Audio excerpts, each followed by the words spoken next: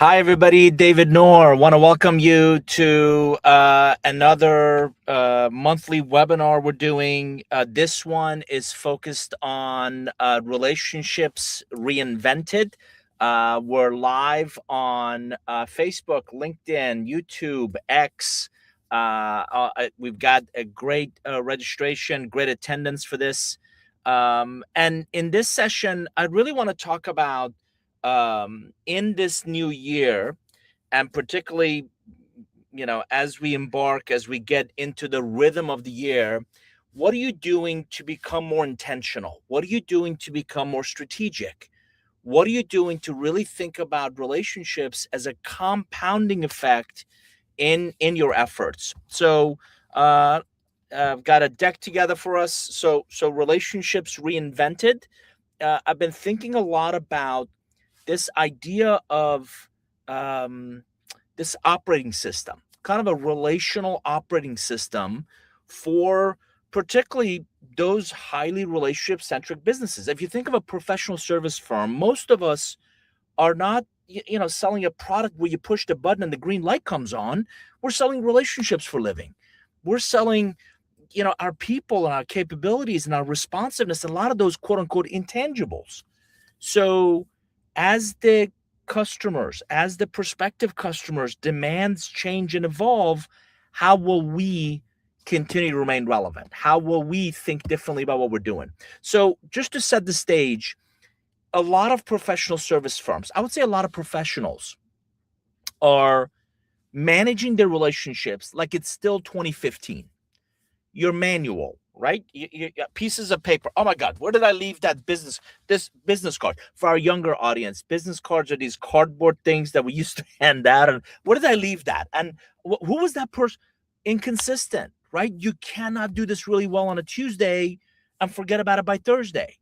And then we're very reactive. We're from seat of our pants trying to figure out what's happening and trying to figure out what's working and what's not, and how do I do more or less of this. So, by the way, Justice Noor has also joined us, is behind the scenes, and he's sharing, in one word. How I want you to jump in because we're seeing your input as well in LinkedIn, in YouTube, in X, Facebook, if you're there. How would you describe your firm's current relationship strategy? Because again, as the market becomes more complex, as the expectations scale, clients are going to demand more of us. You're compete every. What was the if you haven't seen the TV series The Bear, the second season, one of the episodes, the famous sign, every second counts, every second matters, right? That's increasingly our relationships. And the market change is actually accelerating. I was talking to a client executive earlier today about forget the 5-year strategic planning, right?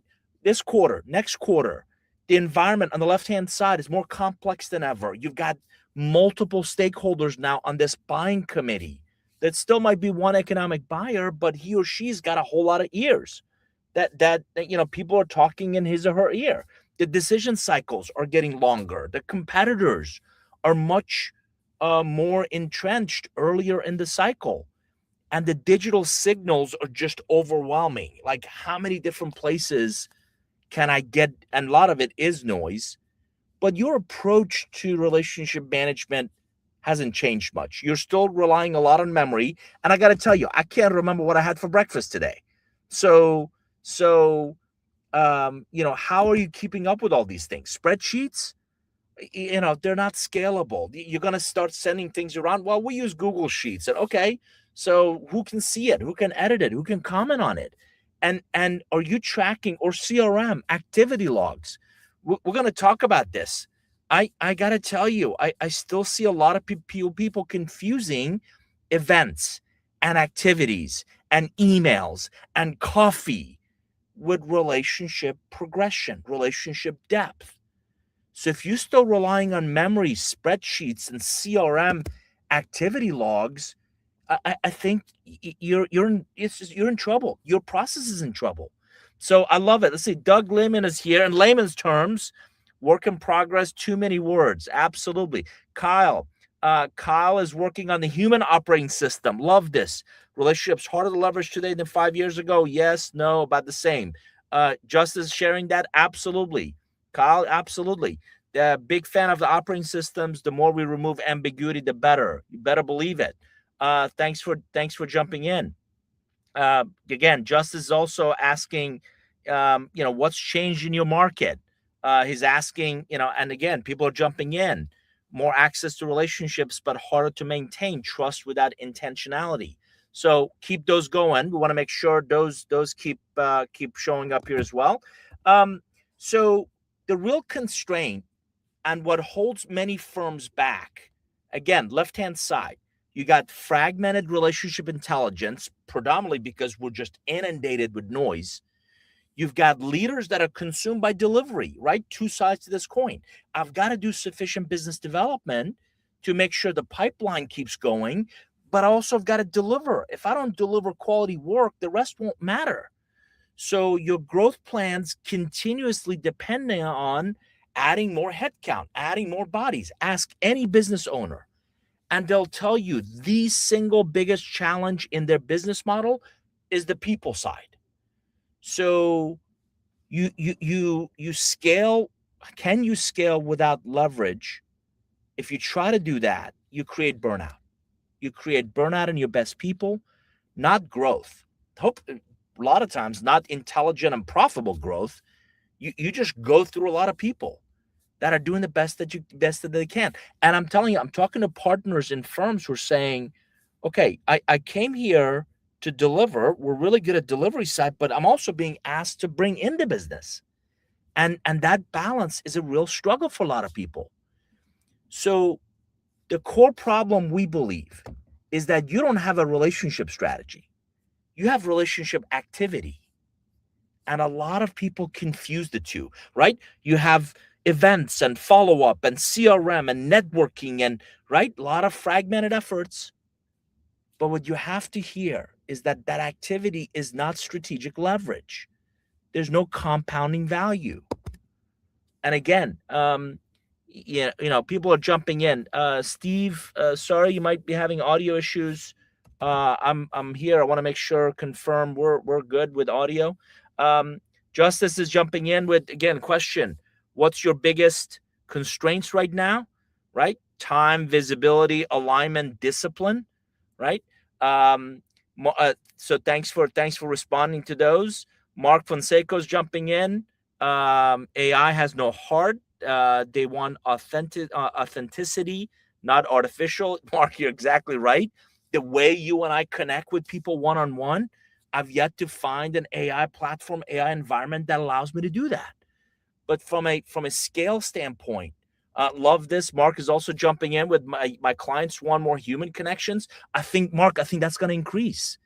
I've got clients that are deploying these AI BDRs and AI SDRs, and they sound great, but they miss that human connection. They miss that authenticity. Um, Abdul is jumping in. Thank you. Visibility, right? That's Justice is asking, what's your biggest constraint right now? Time? Is it visibility, alignment, discipline? Right. So thanks for doing that. Thanks for continuing to jump in. So I believe there's an opportunity for a relational operating system. For an operating system to really work, it needs these four attributes, right? You got to provide visibility. You got to drive, intentional activation. You want to make sure you're prioritizing. We're going to talk about this, and you want to enable leverage. You got to get beyond just your own capacity constraints. So I want you to, believe it or not, stop managing relationships and start engineering them. Start manufacturing, right? What is it going to take? What are my best relationships? How do I distill or ignore a lot of this noise to focus? And you got to stop just tracking activity and confusing that for progression. So, in terms of agenda for this session, I want to talk about an ideal relationship profile, which we believe are profoundly uh, more valuable than just your ideal customer profile. I'll talk more about that. I want you to think about reactivating dormant relationships. We all have them. I call them your customer alumni, right? There might have been a customer of yours in your previous life or theirs, but for whatever reason, you got busy, you lost touch. Finding a way to go back and reactivating those goes a long way. I want to talk about your top 100. This is a social science matter that I'll jump more into in a second. But I've got 20,000 contacts on LinkedIn. I couldn't tell you how I know half of them. And I think that's true for most people. So with all this noise, I'm gonna keep coming back to this. With all this noise, how do we focus? I can't take credit for this. I recently heard somebody else say this when I described the top 100. They said if you're looking for a needle in a haystack, and if you made the stack smaller, would the needle more readily appear? Let me say it again. If you're looking for a needle in a haystack, if you made the stack smaller, would the needle more readily appear? So this is all about being intentional about those. I'm talking to a lot of clients about what I call the 10x talent agenda. We'll talk more about that. And then I want you to, again, I know this stuff. I promise you, I don't need to hear myself talk. This is for you. And can you move from intentions? Because everybody I meet has the best intentions. Can you move from intentions to real transformation? And that transformation is a combination of a skill, application of that skill to gain the knowledge, and really the wisdom from the knowledge to change your behaviors. And a lot of times, the real impact you're after, particularly when it comes to relationships, is a change in your behaviors. So let's jump into them. If you've ever played one of these dynamic sports, like soccer, rugby, lacrosse, hockey, I think this comment will resonate with you that 90% of these games are played when you don't have the ball, when you don't have the puck. And the best teams are comprised of individuals who are always asking, where should I be? What should I be doing? How do I put myself and my team in the best possible position so when we do get the ball or the puck, we can do something with it? I need you to see that pitch, that hockey ice, that environment as your market. Constantly changing, constantly dynamic, demands are changing. I recently read a Gardner paper that says clients do 86% of their due diligence before they ever talk to you. I spoke with a CEO who said, I put in ChatGPT relationship economics, and I pretty much understand everything you've done for the last 2 decades. Okay, great. So if that's the market, what's your unique value add? Just like those great players, are you asking yourself, what should I be? What should I be doing? How do I put myself and my team in the best possible position so when we do get the ball or we get the puck, we can do something with it? On that note, most of you have heard of the ideal customer profile. ICP, right, is firmographic data, really valuable.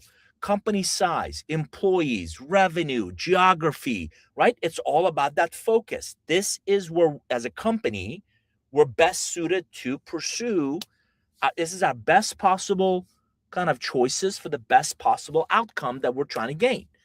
We love ICP. I think everybody needs one. Here's the challenge when it comes to relationships. Relationships are not between buildings and logos.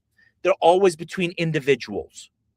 So we believe that not all relationships are created equal. And whereas ICP is broad kind of firmographic data, I want you to double click on that and say within that customer profile, within that organization, who's my ideal relationship profile?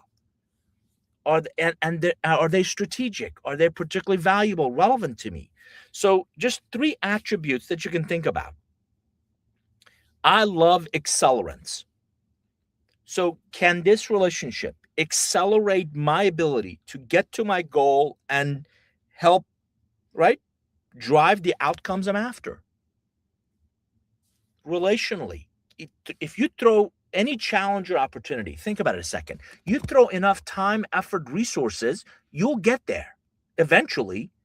One of the biggest undervalued assets of our relationships is that they can accelerate our ability to get there. If I can get there in 3 months, instead of 6 or 9. That's real value. So what relationships can accelerate my outcome? Number 2, are they a partner? I got to tell you, I don't like being called a vendor. I don't want to be called a vendor. I don't want to be treated like a vendor. I'm not selling transactions, right? Are they truly a co-creator with me? But also, I got to tell you, the older, it was my birthday recently. None of you reached out. I'm kidding, right? None of you sent a gift. You should stop talking to me now.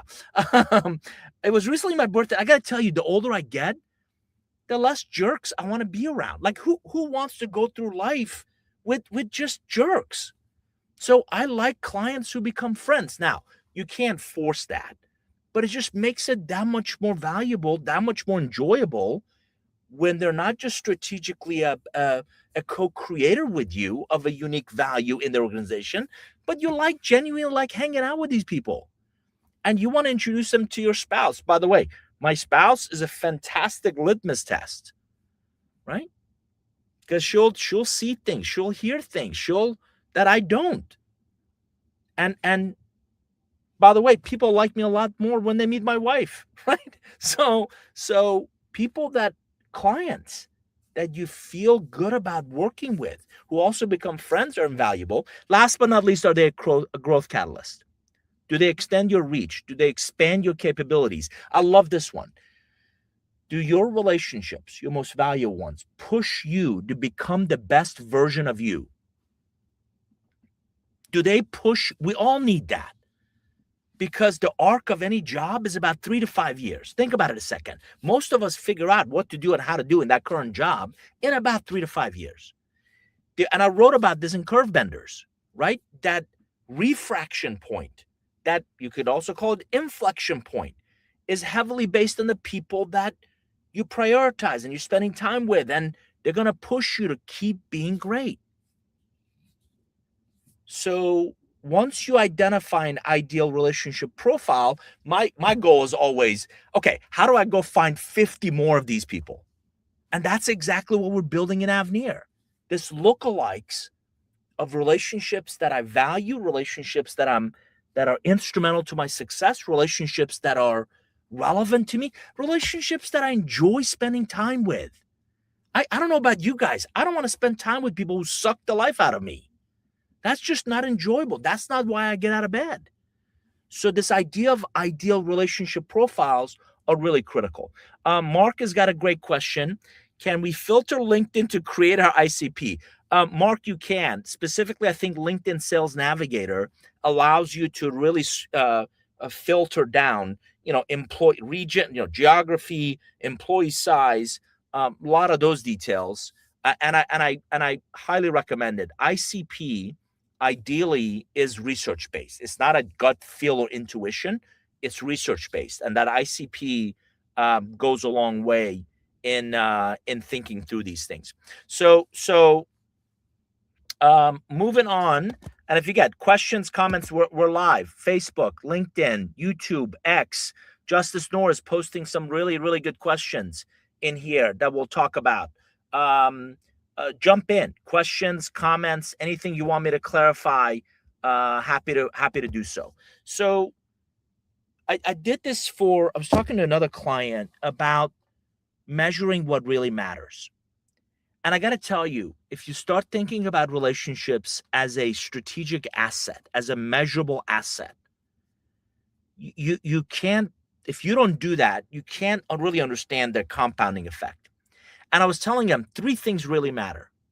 And I think of these as leading indicators, not lagging, right? Leading drivers, not lagging indicators. I try to delineate those two. Again, lagging indicators, that's my rear view mirror. Leading drivers, that's my windshield. Do you have access? Can you make a phone call? Can you send an email? Can you send a text? Do you have access to the right people? Are they responsive? Right? Friends don't ghost friends. By the way, every new relationship, particularly executive level, I make sure I set the stage. I don't want to chase you to return my calls and emails, and I don't want to chase you to get paid. So the responsiveness, I promise I won't pester you, but if I reach out, I need something. So get back to me. Friends do not ghost friends. And I told you earlier, ideal relationship profiles are not just business transactions, they also become friends. And then advocacy behaviors. Are they advocating on your behalf in rooms you're not in conversations you're not in, right? So I would submit to you that relationships show up in the forecast way before they show up in the CRM. And the compounding value becomes, right, this exponential growth. The leading drivers are that access, responsiveness, and advocacy behaviors, right? Again, appreciate Mark. Mark Fonseca is jumping in with some great ideas. Justice is questioning, right? Who are your top 20? Let's start with 5. Do you know your top 5? How about 10? How about 20? You want a gold star? 50 relationships. We're going to talk about that in a minute. And it's just critical to really think about where are you investing your time, effort, and resources. And I'm grateful. Mark, very candid. Regrettably not. Right. This is a really good time and good place to do that. Um, so that's a huge opportunity, I think, for most of us. So ideal relationship profiles in practice is if you tie a relationship to your strategic goals. I don't know about you. I create OKRs, I create goals, I create priorities. Next to each one, I actually capture an ideal relationship profile. So, one of our clients, Phil, I got to tell you, I really enjoy every conversation with Phil. No nonsense, no flowery anything, right? Very intentional. So, what type of relationships profoundly accelerate your progress against that goal? These are questions to ask. What influence do you have to create? You want to ask, where do you already have access? If you're not thinking about your ideal relationship profiles, right? You don't have intentional growth levers for those investments. You're investing blindly. You're investing in trying to invest in everybody. And I'm trying to tell you, not all relationships are created equal. So this idea of ideal relationship profiles help you really focus on that intentionality. Again, we're trying to create some interaction. Justice jumping in with, do you define relationship profiles before pursuing growth initiatives or after your deal is stalled? Oh my gosh, we should have, could have, would have talked to that person. And I'm really not sure who's on that buying committee or who's got influence. And do I have a coach or do I have a champion? Not really. You wouldn't believe the meetings I sit in on and we have these conversations. Like we're not intentional about thinking through these things, right? So dormant relationships, I got to tell you, it's one of the really valuable assets that, again, we're seeing people not really invest in. They are not dead. They've just grown cobwebs. They've grown rust. A little spit and polish goes a long way. What you have to realize is your network is richer, deeper than you think. But you got to find a way to unlock the value of these dormant relationships because you have pre-existing trust. They already know you. They already hopefully like you. They trust you. So you've got a really strong built-in foundation. You have a lower acquisition friction. I don't know about you guys. How many spam emails do you get a day? And if I don't know you, you call me, I'm probably not picking it up. And I think that's true for most people. So you got less resistance and you got a faster re-engagement cycle. You can quickly activate these people because they do remember you, because they've got a good experience with you. So unfortunately, a lot of firms on the left-hand side are still chasing cold leads. It's hard. It's slow. It is a grind. The conversion rate is god awful. Who wants to do that? Versus, right, warm paths that sit idle. You've got enormous untapped potential. You've got missed opportunities because you knew someone that you went to school with. You knew someone that you used to work with, and you didn't see that. You didn't think about it. We call those hidden relationships that are invaluable if you proactively work them, if you proactively engage them. So I love it. Doug is jumping in. Relationship behaviors and advocacy. Buildings are intentional. Absolutely. Justice, here you go. How many dormant relationships do you believe sit inside your firm right now? 10 to 25, 25 to 100, 100 plus. I don't know about you. I'm embarrassed that I have a Delta Airlines client in our own CRM who left that job 3 years ago. And I'm wondering what she's been up to. I was talking to somebody else that twice a year they've got this manual as all get out process for going through LinkedIn Sales Navigator and figuring out who's changed jobs and where they are now. It's unbearable in what manually they have to go do. So, really important to think about that and think about proactively, are you nurturing these? So, I've got a 3-step process for how to reactivate some of these dormant relationships.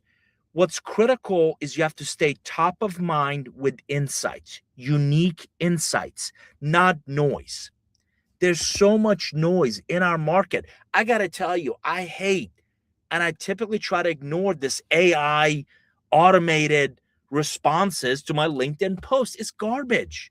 It doesn't sound like the person. It's not human. I don't want to interact with that. So make sure you're adding unique insights. Number one, start by auditing who have you not engaged in the last 6, 12, 18, 24 months. I'm old school. I still print my pipeline. I go back and look at my calendar. I have a daily journal that I use. I go back. Who did I talk to last month, last quarter, 6 months ago, a year ago? Who did I meet at that conference last October who we had great intentions, but we got busy? But you got to start by auditing who are you neglecting. By the way, have you noticed we all make to-do lists and very few people make stop doing lists? We make relationship lists. I wonder what relationships you're neglecting, because I haven't seen one of those lists yet. Number 2, prioritize. Who aligns with your current strategic goals? Not everybody's going to be relevant. Let's just say, for example, I know Mark Fonseca he's a clothier, great guy, right? I get a ton of compliments in, the stuff that I wear that fits really well and it's quality, and right, a lot of compliments because the color, shape, whatever matches, right? And the guy looks like $1 million every time I see him. And my aspirations in life is not to buy anything off the rack, have it all custom made, right? But he shifts his focus, he shifts his lens. He's doing more data analytics and helping clients make sense of their data. And that may or may not be relevant to a lot of people that knew him in that world. So if your current strategic goals shift, you have to think about, how do I prioritize those? Last but not least, you engage them again with a unique value add. There's nothing more cringeworthy than, hey, what value does that add? Versus, I saw this report, I saw this Wall Street Journal example, and it made me think, this story made me think of you and our last conversation, or you and what I perceive you trying to build. I forward more newsletter articles and posts and write to people. A, I'm top of mind. B, they know I'm thinking of them. C, hopefully I add an intelligent comment to that. Hey, wasn't this what we talked about last time? Or when I saw you 6 months ago, you were struggling with this. Did you figure this out? But when you re-engage with a unique value add, thought of you because of this, it sets you apart from everybody else. Touching base, wanted to check in and see how you're doing. Okay, well, thank you. But again, that's going to be a really short-lived conversation. So what's your unique value add? So shifting gears to this top 100, I got to tell you, it is all about discipline. And let me just explain where this is coming from. The Dunbar number says the average individual can proactively manage about 100 to 150 relationships. That's it. That's all any of us have bandwidth for. Average individual can proactively manage about 100 to 150 relationships. That's it. Like I said, My 20,000 contacts on LinkedIn, it doesn't matter. I don't know a lot of them. I don't remember how we met, where we met, right? But I can tell you who my top 10 clients were last year and the year before and the year before. And you know where my top relationship list is? And by the way, don't get overwhelmed with 100. Start with 5. Start with 10. Start with 20. Again, you want a gold star? Go to 50. I'm telling you, 100 is all you have the capacity for. So what's important is, think about it. If everything's a priority, nothing is a priority. If everyone's a priority, no one is a priority. So then, if you identify your top 100, who's high influence, who's high alignment, who's high mutual value, both promised and delivered. So of everybody I know, I want to really start to narrow this list down of where are my biggest investment opportunities? Where can I be intentional? So I want to do 3 things with my top 100. I want to invest in them very consistently, proactively touching base, proactively engaging them, proactively making sure that I'm adding value. I want to protect them fiercely. There's no way, and I'm saying this respectfully, hell no. I am not walking you into, and people say this all the time, could you introduce me to that client that you've been working with for 20 years? Oh, sure, no problem. Like, are you kidding me? I don't know you. Not sure I like you. Not sure I believe in your value add. And you want me to walk you in to someone I've worked really hard to nurture for all these years? That is never going to happen. And we have an oral expression in the South. If people are not saying it, their face is showing it. No, I'm not doing that. So protect them fiercely.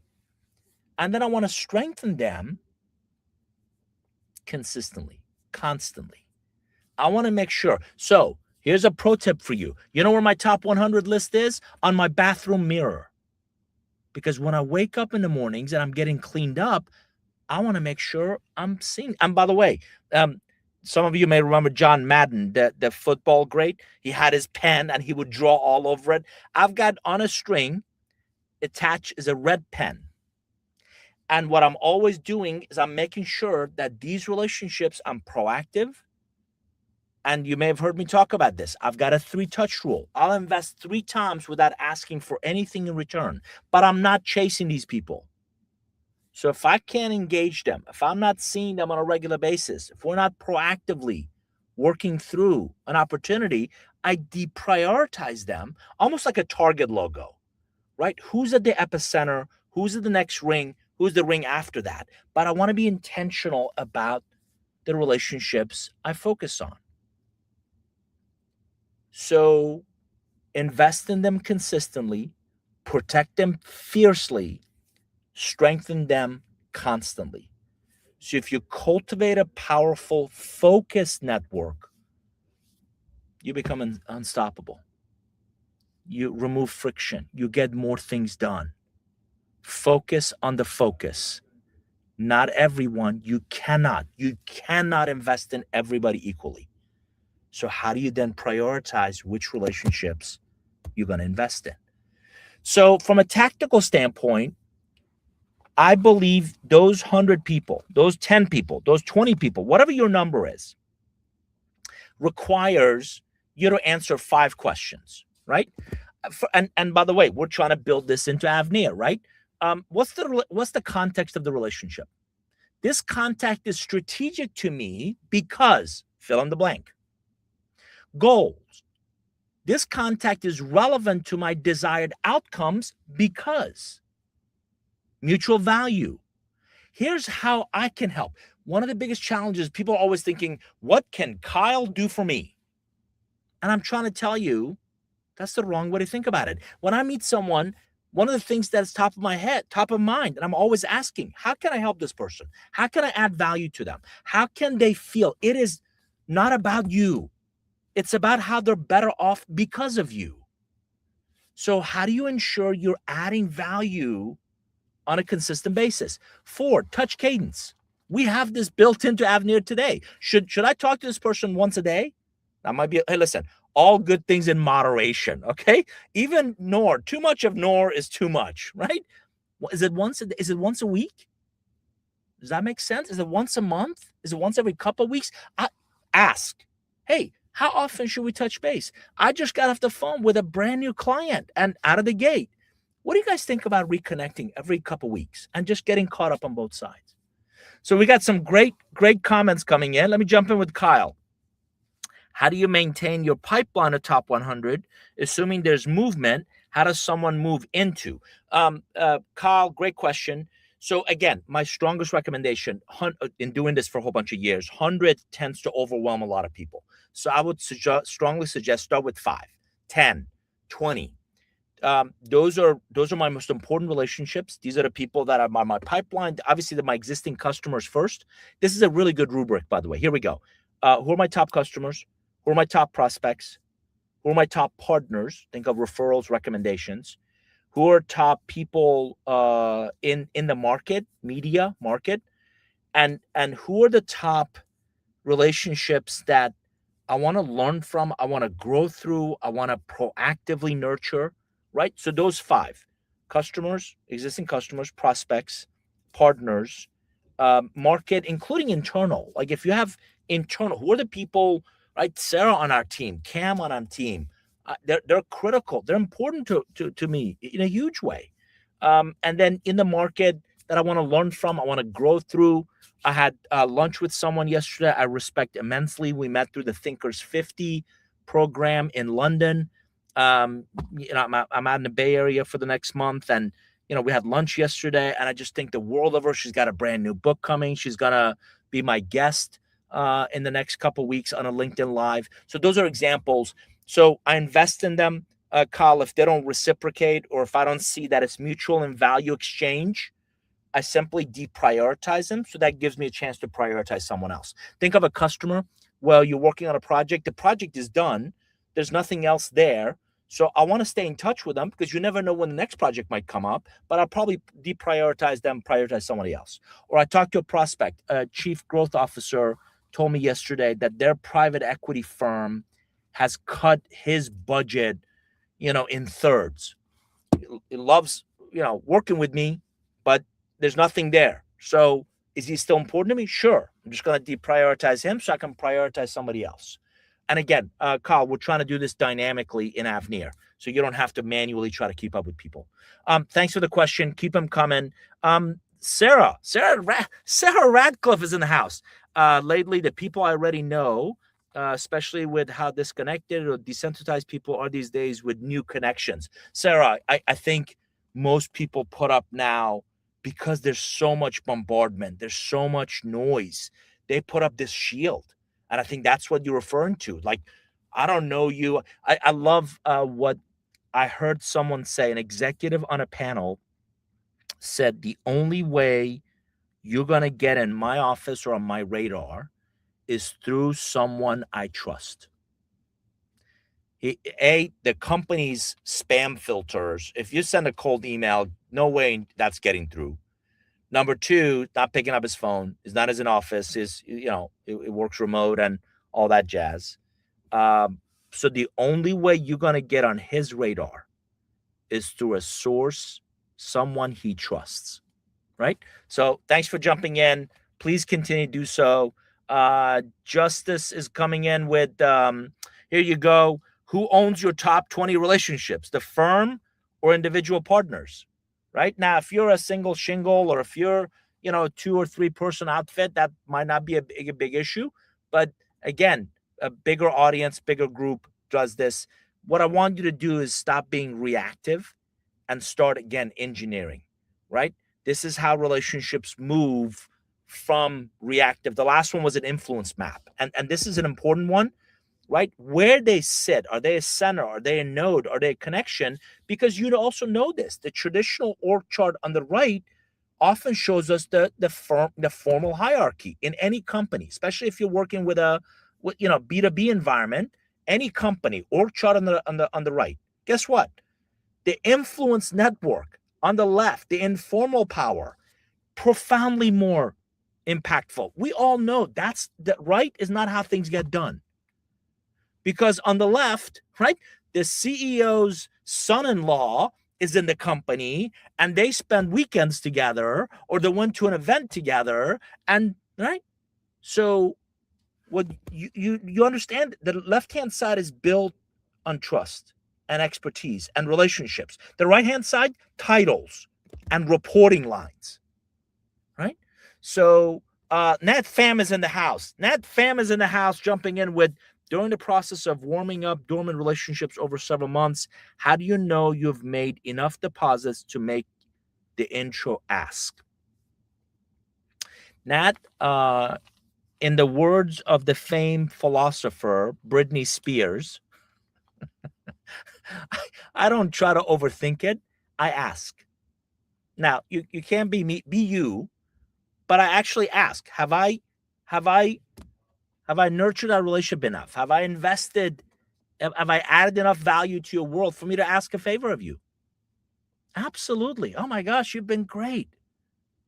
Well, how can I help? I'm trying to do this. What do you think?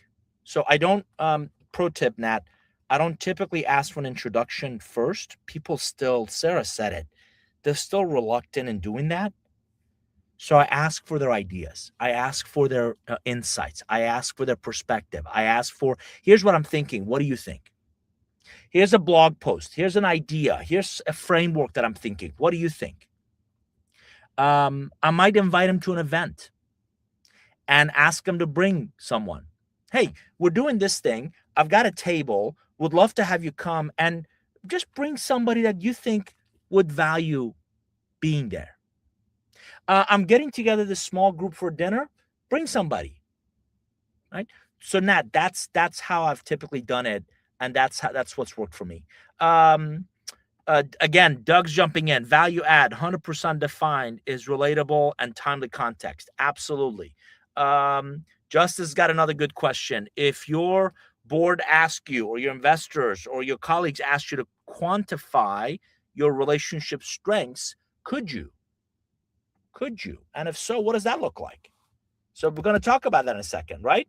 So relationship health, depth and relevance versus activity. So I'm a big believer of, and by the way, title of a really good book, Measure What Matters. This is all about the OKR space. This is all about being intentional about those metrics. Unfortunately, when it comes to relationships, a lot of people are measuring what's on the left. How many meetings have you had? How many calls? How many emails? It's all activity. And what I'm trying to convey is the activity doesn't move the relationship along a continuum. We're actually building an algorithm to start identifying, build a relationship score, because I don't know what good means. I've got a good relationship with Nat. I've got a good relationship with Mark. I've got a good relationship with Doug. What does that mean comparatively?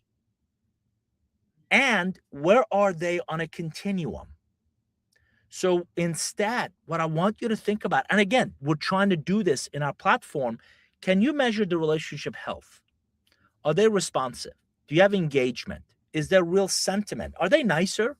What's the tone of their emails or text messages? Is it hell no, or is it would love to help? Relationship depth. Is it authentic? Is it meaningful? Is it valuable? Do they prioritize returning your calls and emails, or are you an afterthought? Contextually relevant. Are you top of mind? Are they thinking of you? Are you aligned strategically? Most of you know I've spent 2 decades as a student of relationships. You know what I'm talking a lot about these days? Consequences of AI on your business relationships. The impact, co-creating great relationships with AI. Referral velocity. I've always believed every referral is a recommendation. If you're not getting referred and recommended in an unsolicited manner, this would be a really good time to ask, why is that? And then strategic access. Can you leverage borrowed trust, credibility, and influence? These are the things that are going to set you apart. These are the things that become strategic to where you're going. So growth without burnout. So scaling through leverage, not labor. Professional service firms have always believed, I'm going to just throw more bodies at it. The labor is linear growth. You're always going to have a capacity constraint when we're talking about headcount as it relates to growth. There's also friction. It's a manual effort. It's a slow scale. It is the people part is the biggest challenge. I was talking to a VC firm. Some of you may know we're trying to raise capital for our AI platform. And he said the flex used to be, we've got 20 people, we've got 50 people. You know what the flex is now? We've got 4 people.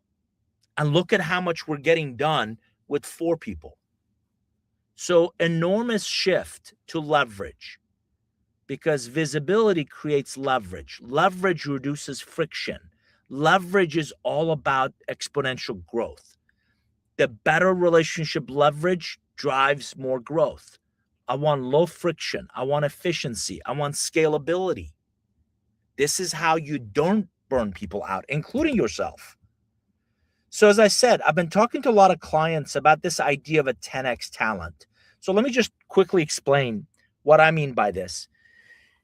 These people create exponential impact, not incremental gains. They're not doing a little bit more work. They're not doing a little bit more value add. They're just all about exponential. So if you think of a typical peer, right, it's incremental improvements, right? Standard performances and a very linear result. And, typical peer is going to really have a hard time thinking exponential versus the 10x talent is absolutely exponential. They create outsized outcomes. They bring rare capabilities. They bring strategic judgment. They bring disproportionate value creation. They don't just work harder. I take enormous pride in my own work ethic, but this isn't about working harder. There's only so many hours in a day. I've been looking for the 8th day of the week for a while. Haven't found it yet. This is about thinking differently, prioritizing in such a ruthless manner that every second does count. And you multiply your impact across people, systems, and results. You want 5 attributes? Here you go. Exponential value creation, number 1. Strategic leverage thinking, 2. They're systems thinkers. Learning velocity. They learn faster than anybody else. Ownership and accountability. They act like owners. They own it. And they have this talent multiplier effect. Other people want to come work with them. Other people want to be around them. The 10x talent agenda is real. And you're going to see, particularly as AI displaces, nobody wants to talk about this, replaces a lot of the mundane work, this 10x talent becomes invaluable. This is how you get a lot more done with fewer people, because they think very strategically. They think very proactively, and they're problem solvers, and they're systems thinkers. And I don't know about you. I'm blessed. I think I've got 2, 3 of these people on our team, and they're phenomenal. Love being around them, love learning from them, love seeing them in action. So think about that 10x talent in a meaningful way. So how do we break that founder's bottleneck? Professional service firm founders cannot be the only bridge to strategic relationships. That is not scalable. So succession risks increase. I know your partner, your managing partner. I don't know you. Cross-selling stalls. Well, I bought that from Tim. I don't know if I need kind of what Susan does. And enterprise access narrows because the relationship was with the founder or the principal of the firm, not you. So that relationship visibility institutionalizes trust. We believe the more visible, and this is exactly, again, what we're working on Avneer, that relationship graph, the more visible relationships, who do we know? Who do we have access to? How can we get there in a meaningful way? makes a huge difference. So I want you to shift. Like I said, I already know this stuff. I want you to shift, and it's as much of your mindset than anything else, from intention to transformation, from doing things manually, from doing things inconsistently, from keeping all your relationship insights in your memory, or right. I thought you guys would appreciate the old Rolodex, right, image, to now how do we become more intentional? How do we create more visibility? And how do we engineer actionable relationship intelligence? If there was a snapshot of what we're trying to do at Avneer, here it is. How do we become intentional? How do we become more visible? How do we become more engineered, actionable relationship insights? So, from a practical standpoint, here you go. I mentioned this earlier. Diagnose your relationship health, depth, relevance. Every time you talk to somebody, you're going to laugh. I've come up with a scale manually. What I've been doing is asking my most important relationships on a scale of 1 to 10, 10 being the highest, how would you rate our professional relationship? And people will say 8, 9, 6, 7 for these reasons. And then I flip the coin. How would you rate it personally? 8, 9, right? Love seeing you, love hanging out with you, love spending time together, right? So, but you can't do that overnight, right? I've spent some time with these people. I've kind of gotten to know them. Define your ideal relationship profile. You're not everybody's cup of tea. Not everybody's a good investment of your time and effort. So number 2, get very intentional about those attributes. 3, reactivate some of your dormant relationship capital. Some of the re-engage inactive contacts. Go back to your LinkedIn. How did you connect with them? When did you connect with them? How do you know them? I spoke with someone who, removed the connection of, I think he said he's got like 30,000. He's down to 3,000. He just doesn't need more noise in his life. He did that during the holidays. I'm unfollowing a lot of people, and I'm right, removing connections from people that are just not relevant to what I'm trying to do. Focus on strengthening your top 100. Right? We talked about those are your most valuable ones, and then measuring what matters. So I want you to move from intention to outcome. Moving from intention to outcome would go a long way. Again, Justice has been jumping in with some great questions. What would change if your firm, if you could actually see your relationship ecosystem clearly? I love that question. Which of these 5 areas is your weakest right now? Right? Again, from transforming, from right, being more intentional about these things. Where are you struggling with? Jump in and answer that. We're in the home stretch, so you may have seen me post. I've been using this hashtag in 2026. Hashtag relationships matter more than ever. Why?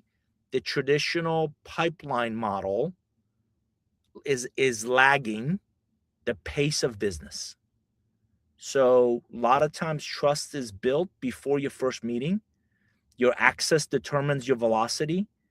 The relationship visibility, access, influence absolutely sets you apart. By the way, these become your only sustainable competitive advantage. So, again, you've heard me talk about these 6 phases of relationships. We're trying to do this in a really meaningful way with AI orchestration, in a simple, elegant way. So what's next? We'll send you a follow-up email with a link. We have a new relationship assessment. If you haven't seen it, it gives you some really interesting nuggets. AvneerInsights.com is a really good website for you to see what we're building. If it's viable, you can request early access. We are currently in beta. I'm working with, today 18 paying beta customers who see value of what we're trying to build, and unapologetically, it's early, but we want to build something that lasts in a meaningful way. And I hope this session has been useful to you. Our next webinar, we're doing these one a month on March 10th at 1 p.m. I love this. Where did all the leads go? So we're going to talk a lot about that. So again, I'm David Noor. We're really excited to have Avneer about building an intelligent relationship management platform that allows you to accelerate your ability to get things done. I want to thank you guys. For those who are here, thanks for being here. For those that might watch it at your own leisure, I always welcome your comments. Justice North, thank you for your post. Final thought: what is one action you will take in the next 30 days to reinvent how your firm manages relationships? So make this actionable, make this useful, make this impactful in your business. I'm David Noor. Thanks for joining. Again, avnirinsights.com is a great website to learn more about our efforts, and we look forward to seeing you next month. Thanks, everybody. Take care. All the